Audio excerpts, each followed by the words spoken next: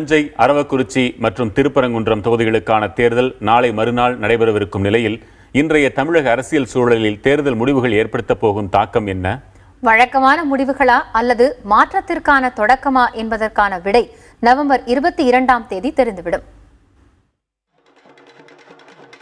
2003ஆம் ஆண்டு தமிழகத்தில் நடைபெற்ற சாத்தான்குளம் இடைத்தேர்தல் முதல் 2015இல் நடந்த ஆர்கே நகர் வரை இடைத்தேர்தல் என்றாலே ஆளும் கட்சிதான் வெற்றி பெறும் என்பது எழுதப்படாத விதியாக இருந்து வருகிறது.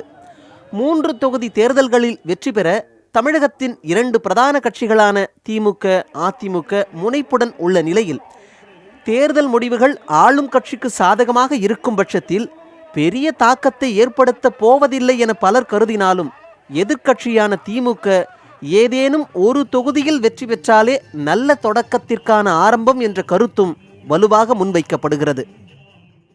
இடைத்தேர்தல் முடிவுகள் என்பவை ஒரே பேட்டர்னில் இருக்கிறதுனால இந்த முறையும் அது தொடரும் என்று தான் நான் நினைக்கிறேன்.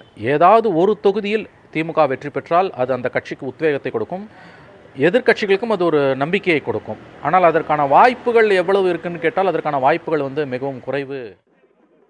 3 தொகுதி வாக்காளர்களின் மனநிலை ஒவ்வொரு விதமாக உள்ளது. திமுக, அதிமுக கட்சிகளின் தலைமைகள் இந்த முறை பிரச்சாரம் மேற்கொள்ளாதது முடிவுகளில் பெரிய மாற்றத்தை ஏற்படுத்த போவதில்லை என்றாலும் தேர்தல் முடிவுகளை எளிதில் கணித்துவிட முடியாது என்றும் எதிர்க்கட்சி வெற்றி பெறும் பட்சத்தில் அடுத்து வரக்கூடிய உள்ளாட்சி தேர்தலிலும் அது பிரதிபலிக்க வாய்ப்பிருப்பதாகவும் கருதப்படுகிறது.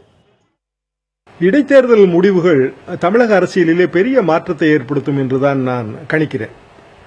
ஏனென்றால் இதற்கு அடுத்தாற்போல் 2 தேர்தல்கள் வர இருக்கின்றன. ஒன்று உள்ளாட்சி தேர்தல், இன்னொன்று 2019 பாராளுமன்ற தேர்தல்.